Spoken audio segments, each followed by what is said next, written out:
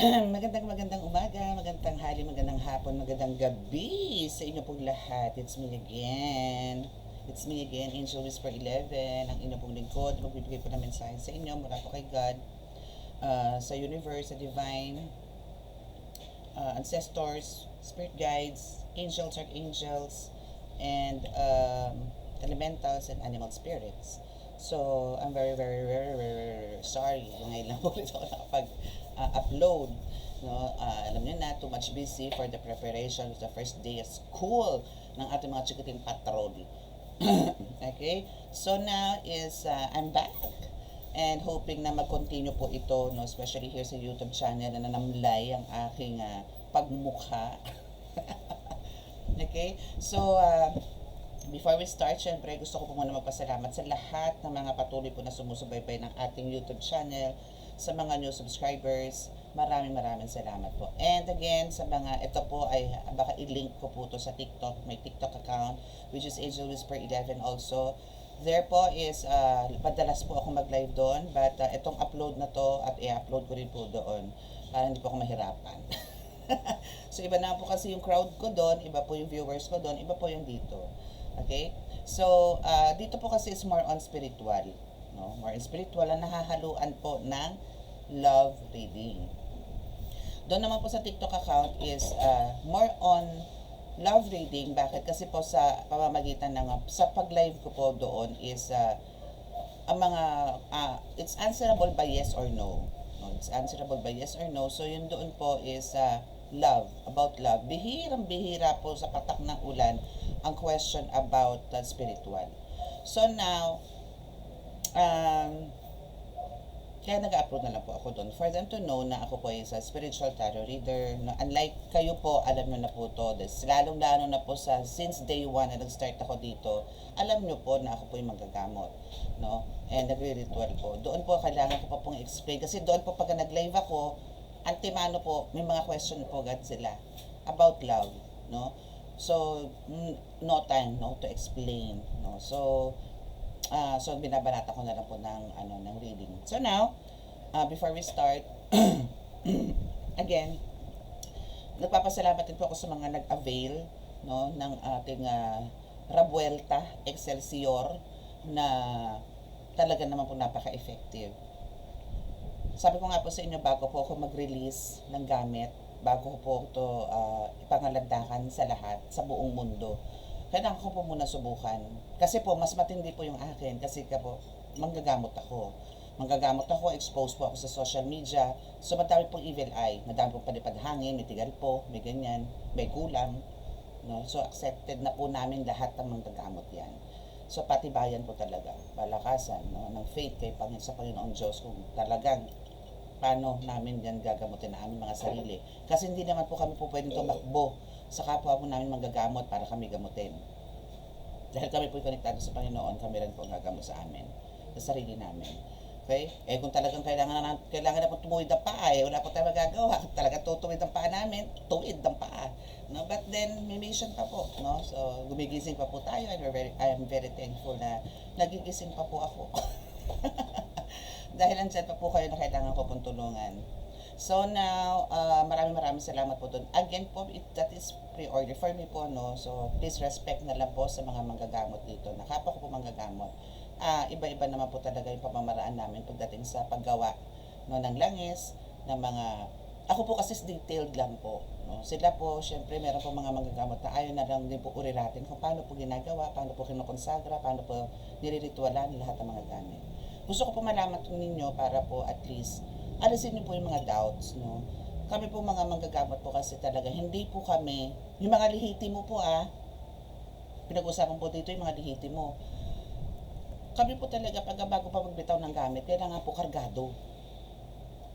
Kasi po, meron po manggagamot na babanatan na lang kayo ng block, bablakin na lang kayo. Kasi nakapagbitaw na po kayo ng malaking pera. Nga ganun. Marami pong bumabati ko sa amin ng mga manggagamot, bakit nagbebenta kayo ng ganito, bakit ganito, ganyan. Hindi naman po kasi namin pinupulot yun. Hindi na po namin yung pinupulot. Binibili rin po namin yan. Bakit naman ganito? Sobrang mahal naman ninyo magbenta. Ganito, ganyan. Yung iba po may mga ganun po question. Ang akin po, no, minsan po yung mga ganyan nagko-comment yung medyo makikitid na po ang utak. Pero pagka kayo po na ospital, libo-libo po. Pero hindi naman po makuha-kuha ng ospital. Diba? Pero pagka nasa manggagamot po kayo, eto real talk lang po to ha, wala pong masasaktan. Real talk po to. Pupunta po kayo sa amin sa mga manggagamot pagka talagang said na. Yung tipong ang laki na ginastos sa ospital, mga ganyan, no, milyon na. No? So pagdating sa mga gamot kasi iniisip nyo noon, no, which is pagka nagpunta kayo sa mga gamot, libre lang, donation lang. So, yung iba po talaga may charge na pagka nanggagamot, even walk-in. Pagka nag-walk-in is talagang hindi donation eh. Iba tinatawag pa donation, hindi donation yun kasi kung may presyo kang binigtawan, hindi donation yun. Ang donation is from here. Kung magkano yung abot mo, kahit gano'ng kalala yan, kahit demonyo pa yung nakasapi dyan, kahit nahirapan ng manggagamot. Pag sinabing donation, donation. Okay? Pero naman po talaga nag-charge. Especially po yung mga lalaki na healer.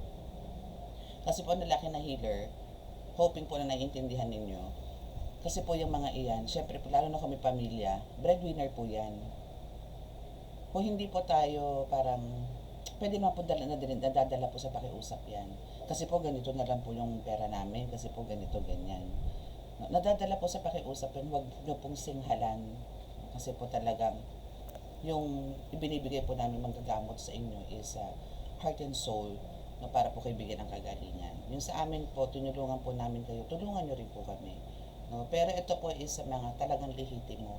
Meron lang po talagang, kung sino pa yung mga peke, no? Kung sino pa yung mga mapagpanggap na manggagamot, yung pa po ang matinding maningil. And to the point na pababalikin kayo. May kakayanan po yung mga, hindi naman sa peke, ibig sabihin mga huwad, or parang sinasamantala po yung kapangyarihan na meron sila. Pababalikin kayo ng pababalikin. Pagbalik kayo ng balik, bili rin kayo ng bili. Wala nang kagalingan, bili lang kayo ng bili. Iba na naman ang sakit mo. Yung pala, siya na rin ang gumagawa ng sakit mo. No? May mga ganun po. No? So, kaya po lagi yung sinasabi siya, ingat po. No? So, yung akin po, huwag po natin na masyado questionin kung halimbawa pong kami pong mga healers is may mga charge po sa inyo na hindi naman po ganun kalakihan. Kung medyo mga kalakihan na, no, is medyo, pero ito po exemption to the rule po to ha. Like yung iniidolo ko po na si Nick Banayo, no, may charge po yan talaga, pero talaga naman po kung kagalingan din po ang gusto niyo, sureball na sureball po. Subok na subok po si Nick Banayo. Noon pa po yan, di pa ako manggagamot, idolo ko na po yan. Shout out kay Nick Banayo. Pero talagang si Commander Bantugan, no, bilib po ako dyan. Lalo na noon, nung bagong-bago siya. Yun lang po ang nais kong ipaano sa inyo. Kasi breadwinner po yan. Siyempre may mga anak po yan, may asawa po yan. May pangangailangan, kumakain, umiinom, nagbabayad ng bills. Which is true. Diba? Which is true. Pero kung sa kagalingan rin lang po pag-uusapan namin, ay talaga naman. Magaling po talaga si Nick Banayo. No? So, yung mga ganyan po, kasi po talagang ibinigay rin namin yung sarili namin sa inyo, sa Panginoon. So, kailangan po namin tulong din po para magagaling sa inyo. So, yung po sa langis na yan is talaga po nga masasabi ko nga gusto ko po bago ko i-release sa inyo yan, yung punong, so though yan po is may mga orasyon na po yan, pero mas gusto ko po yung bago ko po ibigay sa inyo, mas busog na busog po siya. No? So, yun nga, so may pamamaraan po ako dyan. And ganoon din naman po sila, mga manggagamot. No? Like si Nick Banayo, si Midnight Healer, si si Commander Leon, no? Agimat ng mangyan, ganyan. So, yan mga kilala po yan eh. Mga kilala na po sa social media yan. Meron ako din nabanggit. Ako Philip. Yun si Apo Philip. Yes, si Apo Philip. Shoutout din po kay Apo Philip, kay Commander Leon, kay Agimat ng mangyan. Sino pa ba yung nabanggit? Sino ba nabanggit? Anyway, yan po yung mga masasabi ko. Marami pong lehitimong manggagamot. Marami. No? So, wag po kayo mag-hesitate no, na sa kanila, magsalita, or may pumunta, ganyan. No? Lalo na po, kaya nga po sinasabi ko sa inyo, kung hindi, malayo po ako sa inyo, kasi I'm from Muntinlupa, and sila po mayroong Cavite, si Nick Banayo is Cavite, si Leon is, Commander Leon is, alam ko, Rizal yan eh, bandang Rizal. Pero pang isa, si Cram, from the Divine Healer. Also from Rizal din ata yan. Midnight Healer is Pasay. Apo Philips from Batangas. So kaya ka lang nga po sinasabi sa inyo, pagka malapit po kayo dyan sa mga, kahit hindi po kayo sa akin magpaggamot, puntahan nyo po. Kasi mga ano po yan, talagang yan po is mga sugo. No? Sugo din po ng Panginoon yan. Kumbaga, make sure po na doon po tayo lumapit para po tayo is magkaroon po talaga ng kagalingan. Kasi yan po talaga pinagkalooban. No? So, yun lang po. And now, gusto ko lang po explain sa inyo yan. Huwag po sasamaan loob pagka kayo po, though, meron po dyan sa mga binanggit ko na yan, talagang donation lang po talaga. No? And you need to buy talaga, no, ng mga medalyon. Matik po yan. Matik po yan. Kailangan nyo pong bili ng medalyon. Hindi po kayo po pwede lumabas ng gamutan nang wala po kayong dalang medalyon, langis, mga ganyan. Kung ano man po yung isasuggest sa inyo. Kasi po, yan po yung magiging pangontra. Yan po yung magiging shield ninyo pagka kayo po gustong birahin ulit ng iba. Kasi nga po sabi ko sa inyo, pagka kayo po inatake ng ganyan, nagpagamot kayo, tapos pagbalik, no, pagbalik, babalik kayo, ay naku, Diyos ko. Wala din. Kita din.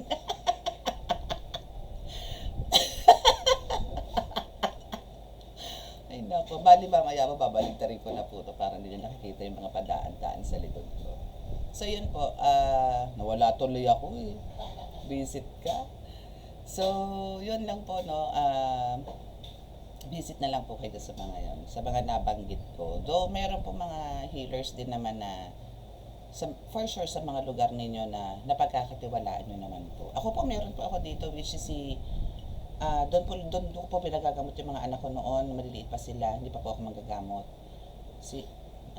Aling Lilay. Yan, si Aling Lilay. May edad na po ngayon yun. Pero pagka yun po nagpagamot ako doon sa mga anak ko, may sakit ang mga anak ko, kahit po alam kong physical, sa kanya ko po dinadala. Then, parang nagdahilan lang po yung mga anak ko. Pwera lang po yung nagkaroon talaga ng dengue. Sinabihan niya po talaga ako noon na pa-check up po yung anak ko. Then, yun nga, nag-resulta, dengue pala. Kaya hindi gumaling-galing. No? So, yung mga ganun po. So, yun po is a piece of advice, no, para po tayo magkaroon talaga ng kagalingan. And again, huwag po natin pagdudahan ng, pagka kayo po nagpunta sa manggagam, kailangan po yung faith po ninyo is 110%. Lalo na po yung mga kilala. No? So, may mga ano po yan, may mga galamay po yan. Ito pa isa ha, may mga galamay po yan. No? So, yung iba po doon, may mga hidden intentions, but yung iba naman po doon is talagang totoo, no, na kumakapit po sa Panginoon. Meron naman po doon na halo, na may kasamang, ang tawag doon, basta, may mga halo, no, na parang guguyuin kayo, gano'n. So, medyo careful po kayo. Kaya mas maganda mag-isa. No, mag-isa na lang po. And, alalay na lang po. No, na para hindi po leche-leche yung gamutan at hindi masira yung reputasyon ng manggagamot. Okay? So, let's see kung ano po yung ano nyo ngayon. Hope po nagkaintindihan po tayo, no? Kasi po talagang huwag po natin lahatin. Huwag po natin lahatin na ang nagagamot is parang pera-pera lang na tinatawag. Meron pa ako narinig noon na, ay nako, ang laki-laki ng bahay niyan. Ito ganyan, sasakyan niyan, may ganito yan. Nakabili nga na ganito yan. Paano? Maningil, mahal-mahal. Mga ganon. Natatawa na lang ako. May mga ganon kasi ako naririnig sa mga, di ba, sa FB, may mga ganyang comment doon para sa mga manggagamot na nagpo-post. Minsan hindi po healthy.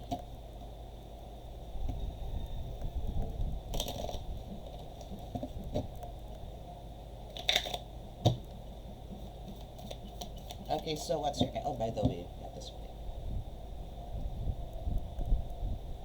So, Diyos ang makataas-taasan, pinakamarihan sa lahat. Tapos basahin po ninyo, napakataas ng tulungan ng mga Espiritu at kapatid para sa kagalingan. Para sila po yung mga spiritual physical na emotion, financial. Pagkarap niyo sa ng kaligtasan, ikot sa pagmakalit, sa kasi sa kanya, tamutasan ng kanya.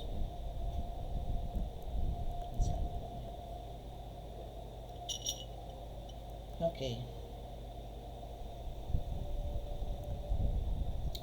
So, what's your energy for today? haba na litanya ko, no, doon na naubos. And at least meron kayong kaalaman. Queen of Cups in reverse.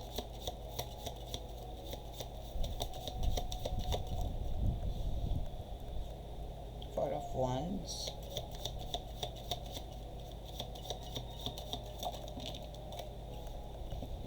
Ay, ang dami naman ito. Talandaran natin yung tumihaya. We have the Five of Cups, the High Priestess, and the Game Over. So, here it is. So, for some of you, is tapos na. No? Kumbaga, it's about time na for you to, alam niyo, iangat or umangat ka uli. Lift up your soul. Lift up yourself. No? Kasi kumbaga dito for some of you is talaga maraming pinagdaanan nito mga nakaraan. No? But it's all game over. Now it's time for you to relax. It's time for you to say goodbye, germs. Ibig sabihin yung mga attacks ba sa'yo? No, goodbye. Yung mga ganun. So, it's time. No? So, for some of you din dito is mass. No, actually. Alam niyo po yung the more na meron po kayo mga attacks, spiritual attacks, is mas napapalakas, no, yung kakayanan po ninyo. Every time po, syempre nalalaman ng mga gabay po natin yan na tayo nasasaktan, tayo po binabalikan dahil nga po nagamot natin yung pasyente natin na ganito, na may kulang, may sapi. So, ang tatawag po yan. No? So tayo po, syempre po nandiyan naman yung mga guides natin sa paligid. Ay, hindi nyo po pwedeng saktan tong bata ako na to. Ganon. So, sila po ang gagawa ng way. And, nagawa na po nila yan. Yung role nila sa'yo. Na the way how to take care of you. Ganyan. To guide you as well. To shield you. Nagawa na nila ngayon. And that's why, andito yung back to limelight ka. Back to, it's time for you to shine this time. Okay? So, yung mga attacks po kasi, especially po sa atin, into spiritual, is talagang normally, halos lagi naman meron. Pero ito iba to, kakaiba to. Talagang ito is, for some of you, talaga maybe, nagkaroon ka ng transformation. Like, tumaba ka, ang dami mong rashes sa muka, ang dami mong balakubak, andito yung makakalbo ka na dahil sa katutak na hair fall lang nangyayari. Maputi ka pero umitim ka. Ang dami naganap sa buhay mo. But it's all game over. Tapos na yan. Okay? So now it's time for you to relax. Time for you to parang not to celebrate but parang to stand up. No? And let them feel na sila bigo na sa pagbagsak sa iyo. No, kasi you are the earth angel, right? No. Alam mo, ito yung kai-stress nila. Yung hindi ka nila mapabagsak, pero gustong-gusto ka nilang patayin. Gustong-gusto nilang makita naghihirap ka. Gustong-gusto nilang makita pangit ka. Gusto nilang makita hindi ka na makalakad. Gusto nilang mabalitaan na yung kinulam nila na ikaw is andito yung miserable na ang buhay. But no. Kasi God loves you. Your angel's always there to guide you. Hindi ka papabayaan ng Panginoon. Wala pong pinabayaan ng Panginoon. As long as nandito po yung meron tayong, sabi ko nga po sa inyo, right connection kay God. And andito yung talagang patuloy po tayo nananalig sa Kanya. Na walang pagdududa. Na kahit po tayo hilahod na. Huwag po tayo magreklamo. Ang akin po dito is lagi po tayong hihingi ng tulong. Gabay sa araw-araw. Hindi po enough, hindi po maganda yung ano ba naman to? Ganito na naman ako? Ano ba nangyayari sa akin? Ba't ba ganito ginawa mo sa akin? Ba't ba pinabayaan mo ko? Ba't ba ganito? Kahit na po inanais mo yung sabihin niya, na with magic cry. No. Still you're, parang inaano nyo si God, kino-question nyo. Pero unlike yung sasabihin nyo na kahit na po, iiyak nyo, kasi mararamdaman po nila yan. Ramdam po ng Panginoon yan. Yung sakit ng dibdib ninyo, hirap ng katawan, puso at kaluluwa ninyo. Pero pagka kayo po tumawag sa akin, humingi po kayo ng tulong. Bibigyan kayo ng relief niyan. Pero kailangan dito galing. Kailangan dito galing. Okay? So make sure po na kayo po is totoo po na nananalig sa Panginoon. Yung pagsisimba po, yes, kailangan po natin yan. Kasi kailangan, ako po ang pinaka-importante talaga dyan, kasi sa pagsisimba is the homily, yung mabuting salita ng Diyos. Kailangan po natin marinig yan. Kasi yan po yung way of healing, way of cleansing ng mga pare, no, nila Father, no, pare. No, yan po yung way nila. Kasi, actually, ang healing nila is talagang isip, puso, at kaluluwa din. Kasi pagka pumasok sa tenga mo, iisipin mo ngayon yung sinasabi niya. Ngayon pagka pinasok mo lang ngayon yan, dito nakasama yan. Pagka sineryoso mo, o inintindi mo yung homily, o yung mabuting salita ng Diyos, then, doon mo na gagawin. Then paglabas mo ng simbahan, syempre after that homily, andito na yung, lalo na kung ikaw ang tinamaan, syempre hingi ka na sorry. Hingi ka na sorry sa Panginoon, ganito ganyan, and you make some promises. Then alam niyo after that mass, lumabas ka ng simbahan, napakagaan po ng pakiramdam. But make sure po na once tayo po yung nagsimba, humingi ng kapatawaran sa Panginoon, make sure naman po na gawin po natin. And, wag na po natin ulitin. Pero again, hindi naman po tayo talaga perfectong tao. Ang akin lang po, parang wag naman po yung paulit-ulit. Yung ganyan. Forgiveness, kahit po gaano kayo kasama, kahit gaano po kayo kawalang ya, patatawarin niyo ng Panginoon. Pero wag naman yung paulit-ulit. Patatawarin naman. Kasi po pagka yan inulit-ulit nyo, bibigyan kayo ng isang matinding sample po niyan. Para magtanda ka at di mo na talaga ulitin niya. Huwag na po tayo mabot sa ganun. No? Marunong po magalit ang Diyos. Marunong po magalit ang Diyos. Kita nyo nga paano ba tayo birahin ng Panginoon? Pamagitan ng nature. So we need to talagang love the nature. No? Huwag tayo abuso.